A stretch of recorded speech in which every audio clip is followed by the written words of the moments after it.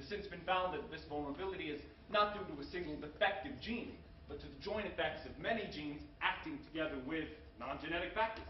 So you mean it's nurture, not nature after all? Well, a combination of both, actually. But certainly it has been well documented that the, shall we say, less desirable characteristics can't be switched on without the right environmental factors. Environmental factors? You mean like good parenting? Certainly impaired parenting, neglect, and other trauma can throw the switch, so to speak. But there are countless environmental factors which can have an effect on mental health. In fact, in many studies, these same genes, when linked to a supportive and nurturing environment, encourage a social, empathetic, flourishing child. They call them the orchid children. So, hang on. You're saying that despite everything, not only could we play a large part in how our child turns out, but that regardless, there will always be this element of risk. Yes, well, unfortunately, none of these environmental things we have any clinical control over, but we do encourage resilience training for all of our engineering clients, and I can recommend several parenting courses. Oh, can you? That's very nice of you, isn't it? You'll find all of our recommended psychosocial interventions here.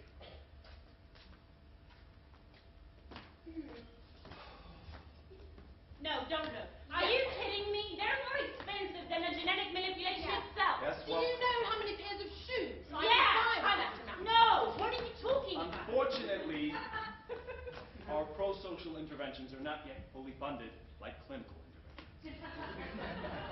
Okay, Chris, just hear me out. Okay. What if we were to just see how things turns out, like on their own? What? What? You mean just let nature take its course? Yeah. Yeah. Because Well, I certainly haven't seen anyone take that risk in my years of practice. Listen, I would highly discourage you, and of course no medical insurer will touch you. But in the end, it is your choice. yes, thank you, it is. Come on, neither you or I were genetically enhanced and we still turned out all right, didn't we? Yeah, but But are we going to have time to what? get coping skills for when life gets tough? Chris, I mean, we need to make time. Hello, we're parents. This is our kid we're talking about. okay. What? Okay, take a second. I know you. Take a second. You'll get round to it. Give it 2 seconds. Well, I suppose. Don't give me that face. I suppose it would be good to see what its natural strengths turn out to be. You're right, darling. Hang on, what? You're right. Oh, right, just checking. Yes, you're right.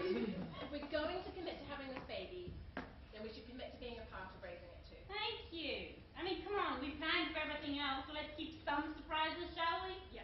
Listen, you do realize that you're taking the terrible risk that your child may be utterly normal. I mean, right down the middle of the bell curve. Average, head in the oven, feet in a bucket of ice. Ordinary, mediocre, run-of-the-mill. Perfect.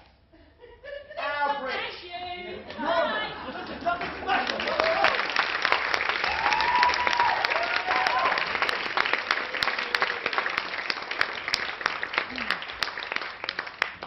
And now, ladies and gentlemen, we reach our children's educational segment, where John makes things with household items. Please welcome the host for this segment, DIY John. My name's DIY John, and my specialty is making things out of simple stuff you'll find just lying about the house. Today, we're going to work on a very exciting project to keep you out of Mum's hair, and because it's the Rethink Challenge night, tonight we're going to build a replica of a human brain. And we're going to do that using simple things you would find around the house. Now, you can use whatever you might get your hands on, like maybe a soccer ball or a dog. But what I know is this red cabbage, that there, and that's what I'm going to use, such as you might find in your nana's garden or crisper of the student flat. And I'm also going to use this stick, such as you might find on a tree, a kindling box, or in your dad's underwear drawer.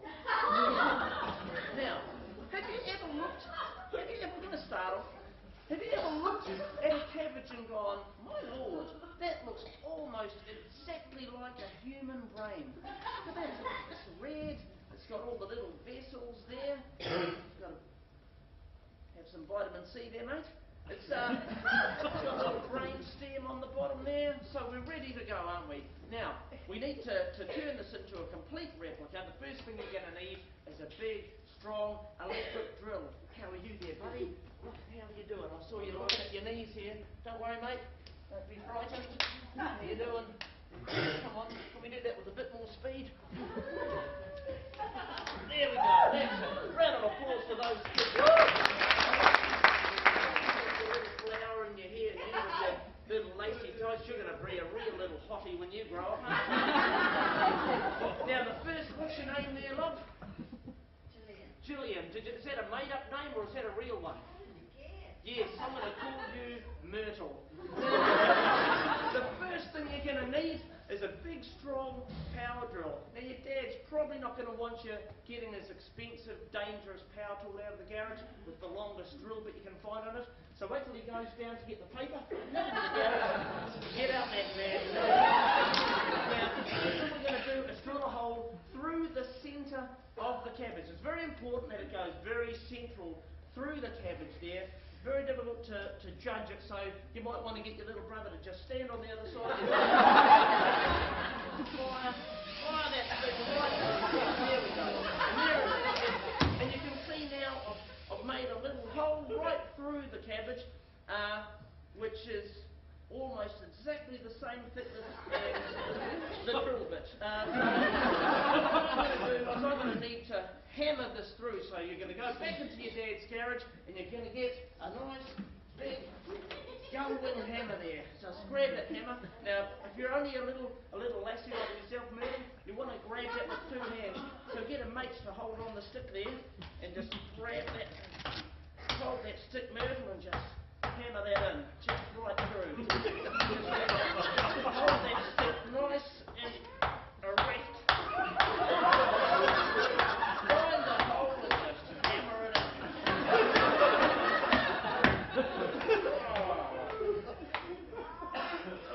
There you go.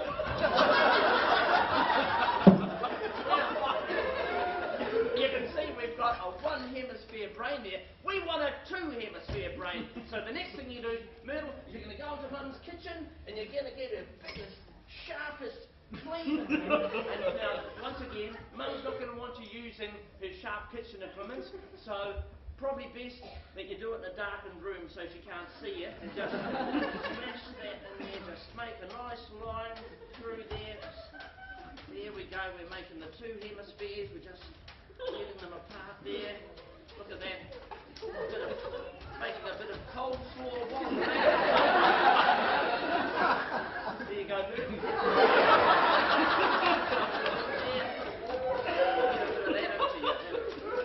That'll put some boobs on you. Now, never say what you're thinking. Now, as you can see now, we have these two beautiful brain hemispheres. The left side, the left hemisphere, that's where all the thinking, imaginative, creative stuff is that makes no money. And this is the right side where all the technical thinking, look at me, I'm a fucking lawyer, belongs. Now, that is our human brain, ladies and gentlemen. How do you feel about that? Hey, kids? No, I've tricked you, because we're not building a human brain. What we're actually building is a yo-yo. And that's a beautiful yo-yo. Now, the one thing we're going to need, get rid of that, so we'll have to speed that up. The one thing that we're going to need to make a yo-yo is a string. Now, what I often do is I'll just go to my mum's undies drawer, pull out a nice balloon and a piece of a nice pair of tights there, straight out of the pansy drawer. That's a little tip I picked up off Target. They've got so much music for a yo-yo string, there's a artist mask, do they?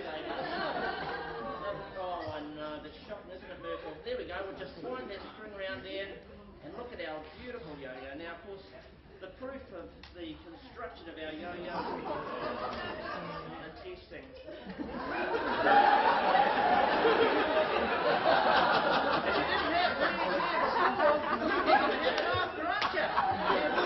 Let's count this down. 3, 2, 1, go!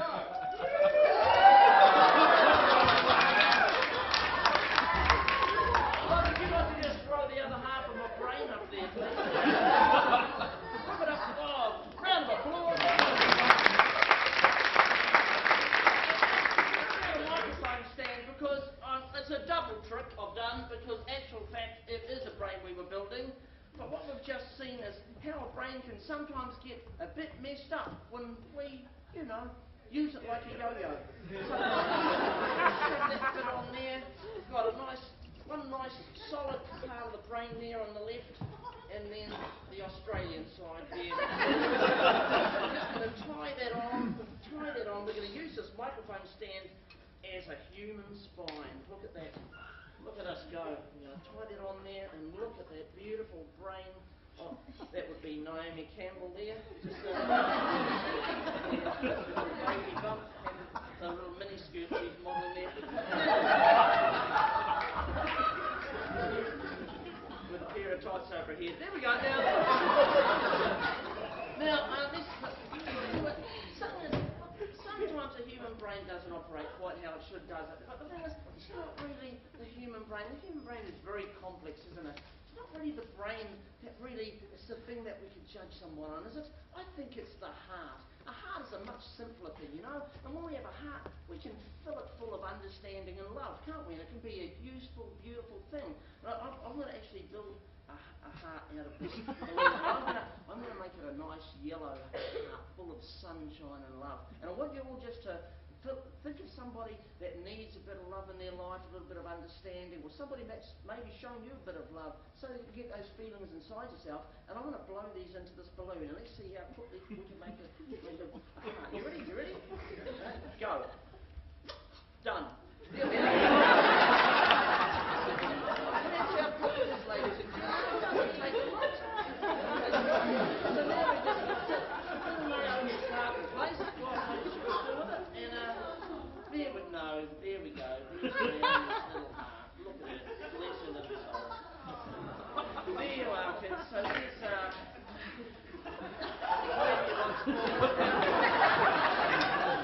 after any project to clean up, I'll put the tools in the box. There you go. Thank you very much, kids.